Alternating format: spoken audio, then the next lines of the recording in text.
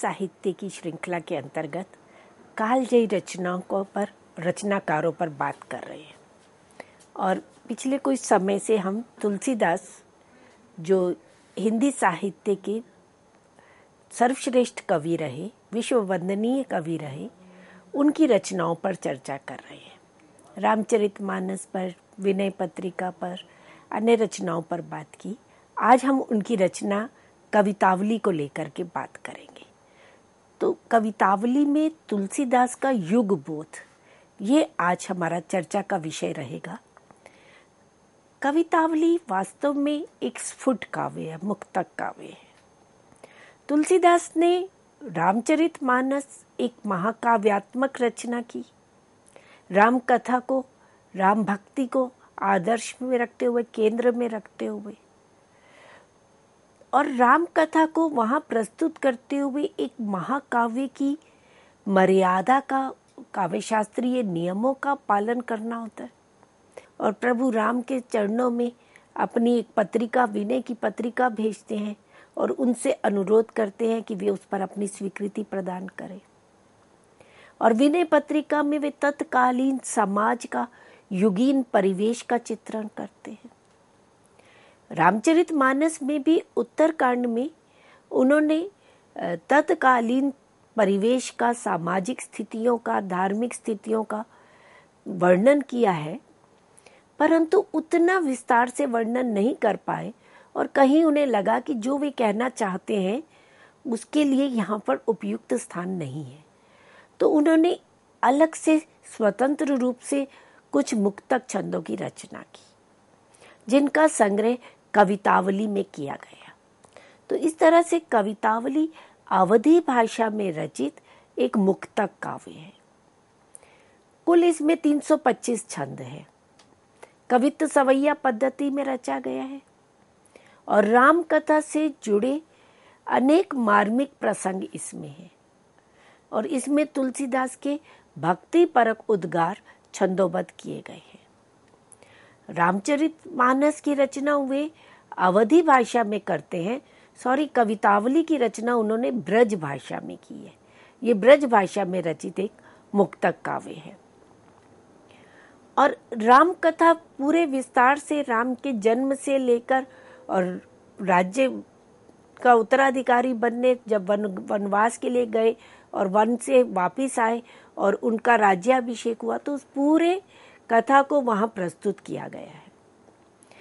पर उस कथा में से कुछ ऐसे प्रसंग जो तुलसीदास को विशेष प्रिय भी थे और जो मार्मिक भी थे, उन प्रसंगों को लेकर के वे ब्रज भाषा में कवितावली की रचना करते हैं। मानस की तरह कवितावली में भी वैसे ही 7 कांड है। बालकांड से प्रारंभ होकर के उत्तरकांड तक चलता है। अरण्य कांड और किष्किंधा कांड तो ऐसे हैं जिनमें एक एक छंद है। मानस की रचना उन्होंने दोहा चौपाई छंद में की, जबकि कवितावली की रचना वे कवित्व सवैया पद्धति में करते हैं। और ये कवित्व सवैया पद्धति आगे चल कर के रीति काल में विशेष रूप से प्रचलित होती है। और ये कहा जा सकता है कि ये जो कवित्व सवैया पद्धति, जो भाटों की पद्धति थी, उस पद्धति को आगे बढ़ाने का कार्य तुलसीदास करते हैं और फिर इसका अनुगमन हिंदी साहित्य में रीतिकालीन कवि करते हैं। और राम कथा से जुड़े विभिन्न ऐसे प्रसंग जिनको मानस में उतना विस्तार वे नहीं दे पाए, उनका वर्णन यहाँ पर मिलता है। और उत्तरकांड विशेष रूप से सबसे बड़ा है उत्तरकांड कवितावली का। और इसमें उन्होंने कलियुग का वर्णन, सामंतीय व्यवस्था के दोषों का वर्णन, सामाजिक विसंगतियों का दर्शन, धार्मिक क्षेत्र में फैले हुए अनेक आडंबरों का, वेशवाद आदि का तो विस्तार से वर्णन करते हैं। और साथ ही स्वयं उन्होंने अपने जीवन में जो अनेक संघर्षों को सहन किया, सामाजिक विषमताओं के शिकार बने, शारीरिक पीड़ा हुई, उन सब का वर्णन भी वे कवितावली के उत्तरकांड में करते हैं। और कोई भी रचनाकार अपने युगीन परिवेश से कटकर रचना नहीं कर सकता। वे अपनी रचना में अपने समकालीन देश काल के साथ एक तादात्म्य स्थापित करता हुआ रचना प्रस्तुत करता है। तुलसीदास ने सायास युग का परिवर्तन अपनी रचना में नहीं किया। वे अनायास ही प्रसंगवश ही युगीन परिवेश को लेते हुए आगे बढ़ते हैं। मानस में भी उन्होंने कलियुग का वर्णन किया है कुछ छंदों में, और फिर उसका विकल्प के रूप में राम राज्य की बात करते हैं कि जो कलियुग के कारण सामाजिक वैषम्य उत्पन्न हो गया है, मानवीय मूल्यों का क्षरण हो गया है, समाज पतन की ओर जा रहा है, तो इन सब से किस तरह से मुक्त हुआ जा सकता है, उसके लिए विकल्प रूप में वे राम राज्य को प्रस्तुत करते हैं, जो कहा जा सकता है एक तरह से देश के भविष्य की ओर संकेत करते हैं। कवितावली में तुलसीदास का व्यक्तित्व, उनके व्यक्तित्व के विविध पहलू उभर कर आते हैं। यहाँ उनका व्यक्तित्व राम महिमा के साथ साथ देश काल से तादात्म्य करता हुआ एक संघर्षशील, सर्जनात्मक, लोक मंगल के आकांक्षी भक्त के रूप में प्रकट होता है। संघर्षशील रहे, जीवन जन्म से लेकर के मृत्यु पर्यंत उन्हें अनेक संघर्ष करने पड़े, उसका वर्णन वे करते हैं। और सृजनात्मकता में, चाहे वे मानस की रचना कर रहे थे, विनय पत्रिका की रचना कर रहे थे, तो उन सर्जना के क्षणों में भी उनको जिन परिस्थितियों का सामना करना पड़ा, उसमें भी उनका व्यक्तित्व उभर करके आता है।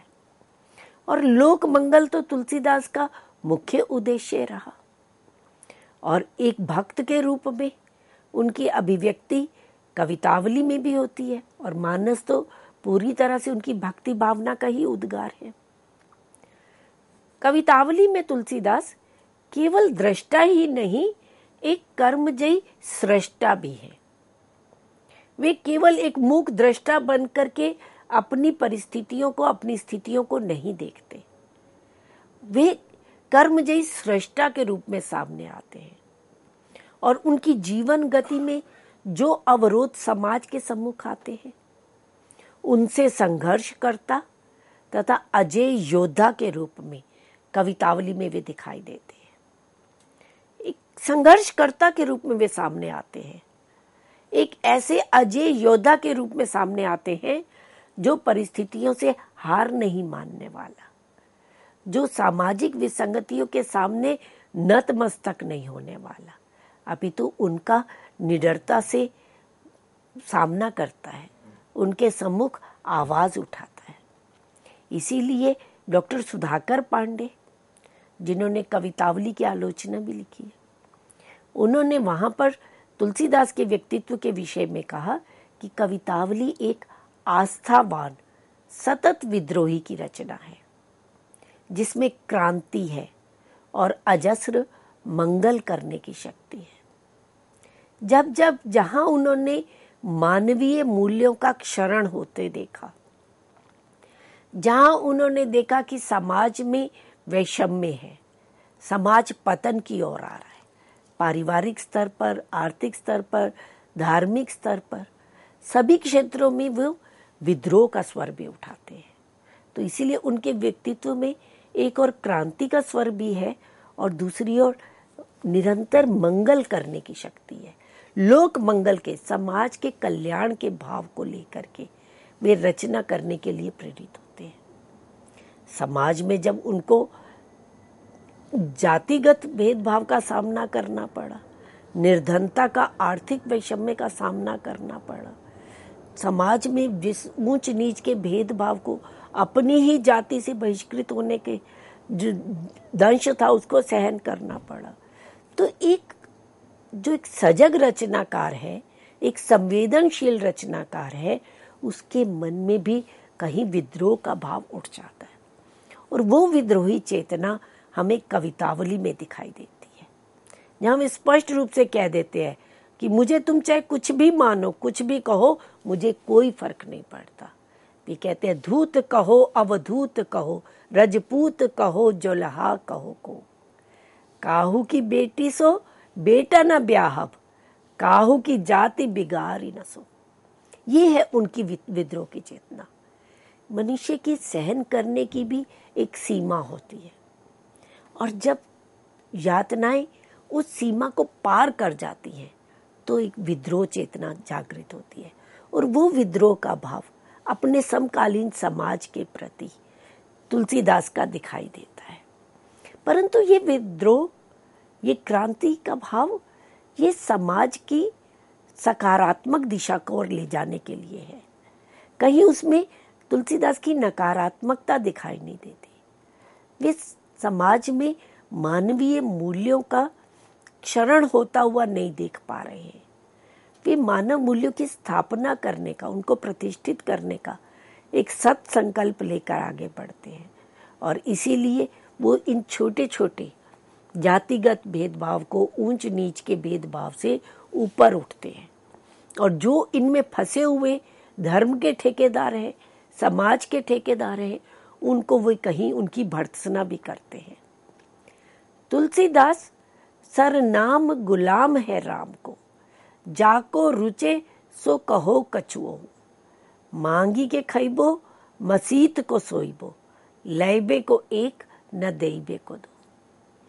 वे तो सिर्फ एक बात मानते हैं, एक उनकी स्वीकृति है कि वे राम के भक्त हैं, राम के गुलाम हैं।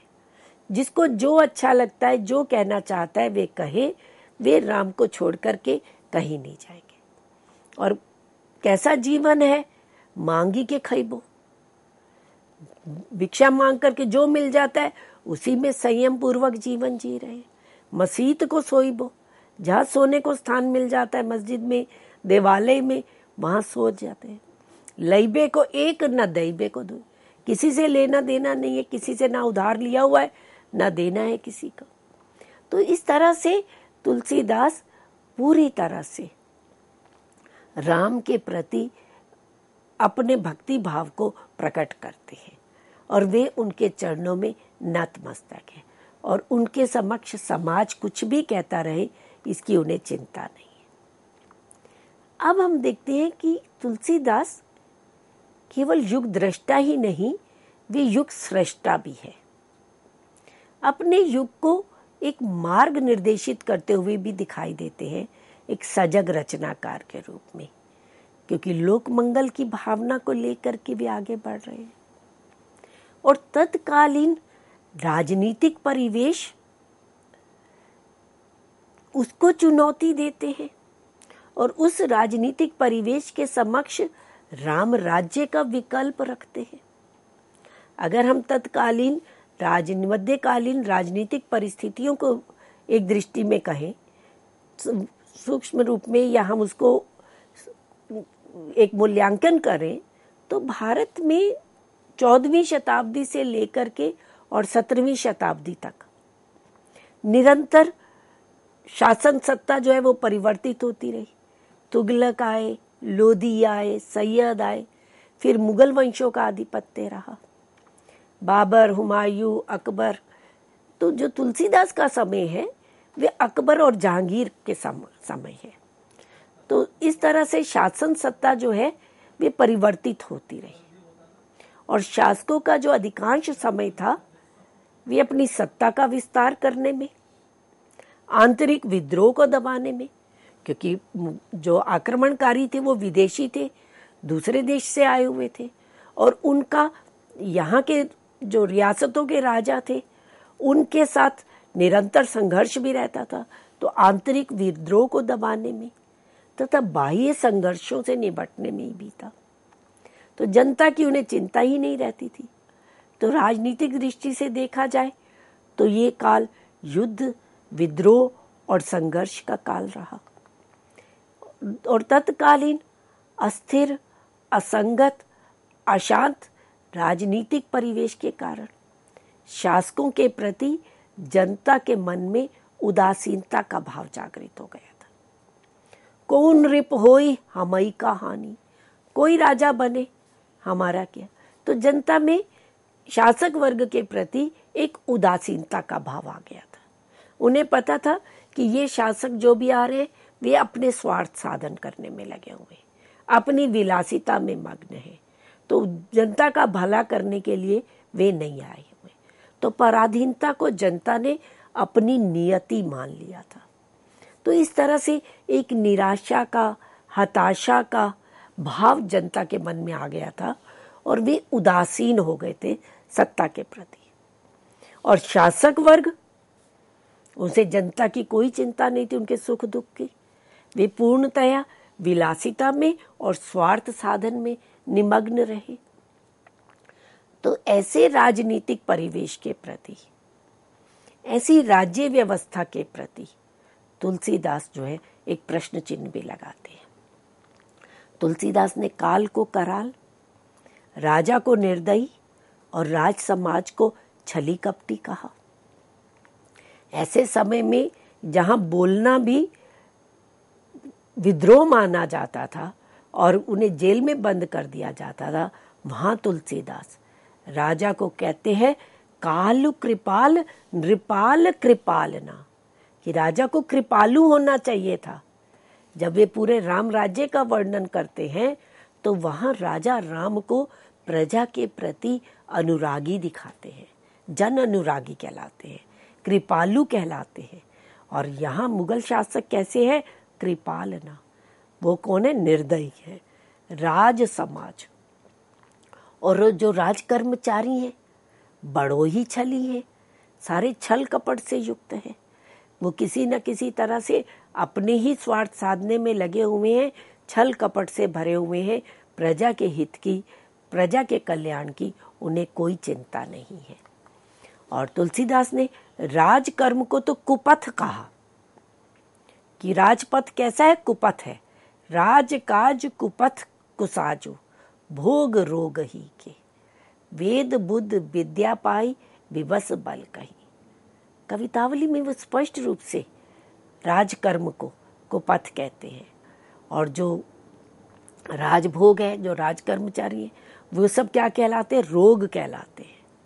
और जो विद्या पढ़ लेते हैं, वेदों का अध्ययन कर लेते हैं, वे भी उसका भी अनर्थ कर रहे हैं।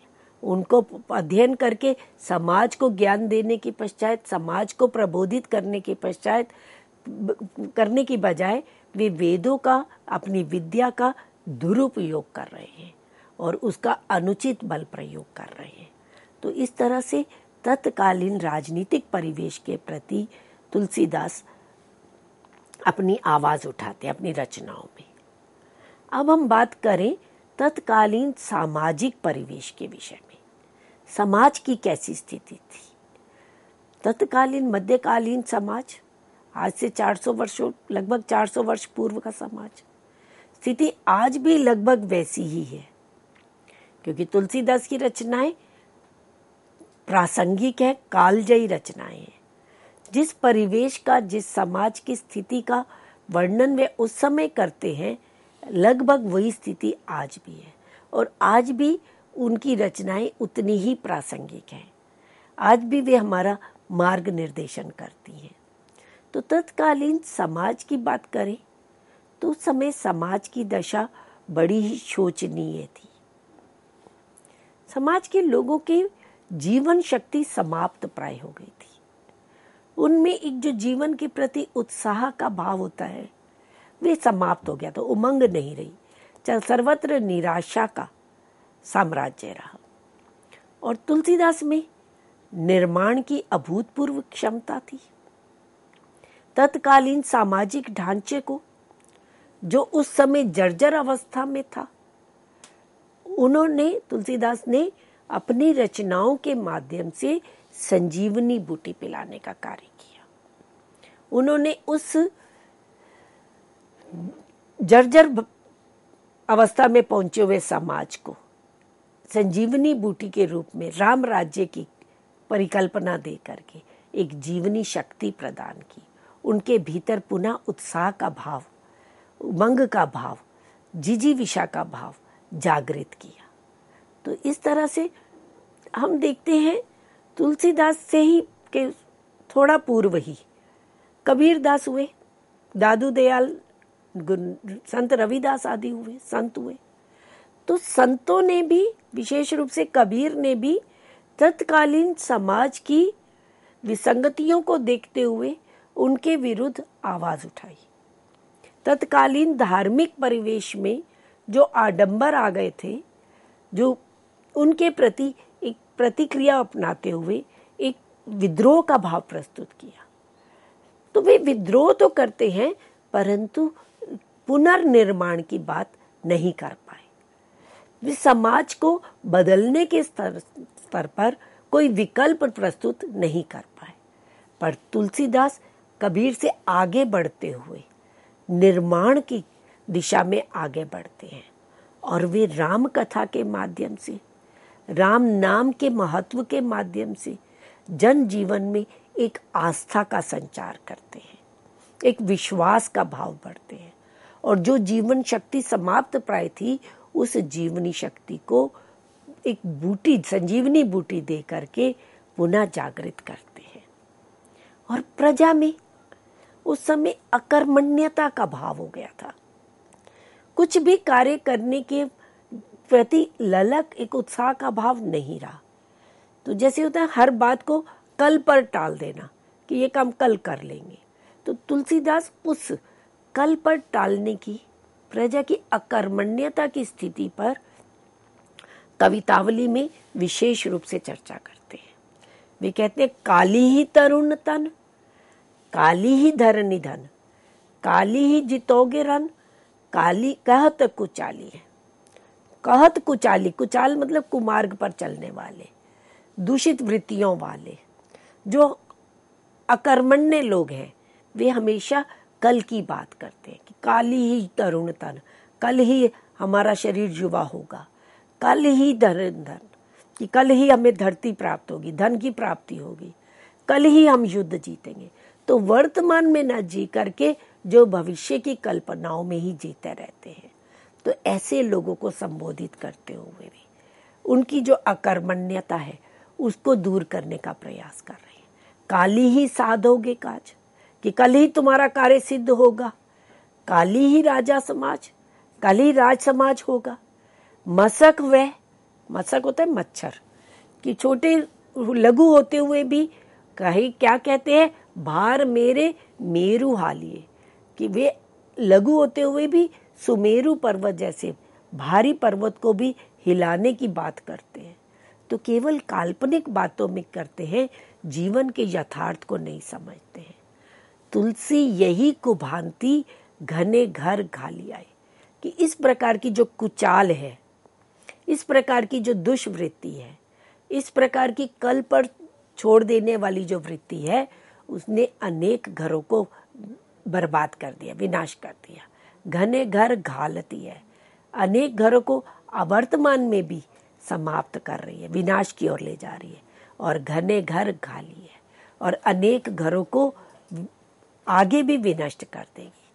तो अतीत में भी इसी वृत्ति ने समाज को पतन की ओर ले गए, वर्तमान में भी यही वृत्ति समाज को नीचे की ओर, पतन की ओर ले जा रही है, और भविष्य में भी यही कारण बनेगी। तो देखत सुनत समुझत हूँ न सूझे सोई, कि सब कुछ देखते हुए भी, अपनी आंखों से देखते हुए भी, सब कुछ सुनते हुए भी, समझते हुए भी कोई नहीं समझता है। कबहू कहियो ना, कालहू को काल काली है, कि काल जो है वो भी तो कल आने वाला है। तो उस काल, जो कल आने वाला काल है, उसको क्यों नहीं देखते, उसके विषय में क्यों नहीं कहते। तो इस तरह से मृत्यु का, काल की अवश्यम भाविता का, काल का भय संतों ने भी दिखाया, और भक्त कवि तुलसीदास ने भी काल की करालता को बताते हुए, भविष्य के काल, भविष्य में काल की अवश्यम भाविता को दिखाते हुए समाज को कर्मशील होने के लिए प्रेरित किया, और अकर्मण्यता का भाव त्याग देने के लिए विशेष रूप से कहा। इसके अतिरिक्त तत्कालीन समाज में आडंबर और पाखंड का बोलबाला हो गया था। विभिन्न वेश धारण करके समाज को प्रबोधित करने के बजाय समाज को विघटन की ओर ले जा रहे थे, समाज का मार्ग प्रदर्शित ना करके समाज को भटका रहे थे। तो ऐसे लोगों की ओर भी, ऐसे उनके पाखंडों के ऊपर, आडंबरों के ऊपर भी तुलसीदास सचेत करते हैं कि भेष शुभ नाई सुचि वचन कहे चुआई, जाई तो न जरनी धरनी धन धाम की। प्रगटे उपासना के सामने तो लगता है कि वे उपासना कर रहे हैं, भक्ति कर रहे हैं, और दुरावे दुर्वास नहीं, और अपने हृदय के भीतर अनेक दुर्वासनाओं को, कुत्सित वासनाओं को छिपाए हुए हैं।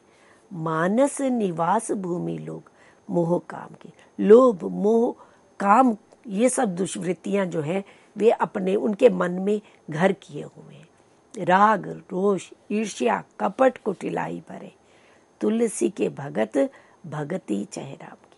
कि ऊपर से भेष धारण कर लेने से, भगवा धारण कर लेने से, साधु का वेश धारण कर लेने से और मन में छल कपट होने से कभी प्रभु की भक्ति प्राप्त नहीं हो सकती। तो प्रभु की भक्ति प्राप्त करनी है तो आडंबरों को, पाखंडों का परित्याग करना होगा। तो इस तरह से सामाजिक परिवेश में जो अनेक विसंगतियां आ गई थी, उनका समाधान, उनका केवल विरोध ही तुलसीदास नहीं करते हैं, उनका विकल्प भी प्रस्तुत करते हैं। और हम देखते हैं कवितावली के प्रारंभिक 4 पंक्तियों में, 5 पंक्तियों में वे तत्कालीन सामाजिक यथार्थ को प्रस्तुत करते हैं, और अंत की 1 या 2 पंक्ति में उसका विकल्प, उसका समाधान प्रस्तुत करते हैं। और समाधान क्या है? प्रभु राम की भक्ति, राम के प्रति विश्वास, उनका नाम जप। तो यहाँ भी पूरा यथार्थ का वर्णन करके प्रारंभ में, अंत में यही कहा कि भक्ति चाहते हो राम की तो इन सब दुष्वृत्तियों का त्याग करना होगा, इन सब पाखंडों का परित्याग करना होगा। तो इसी तुलसीदास का जो युग बोध है, इसकी चर्चा हम अपने अगले व्याख्यान में आगे करेंगे। अभी इस चर्चा को हम यहीं समाप्त करते हैं। धन्यवाद।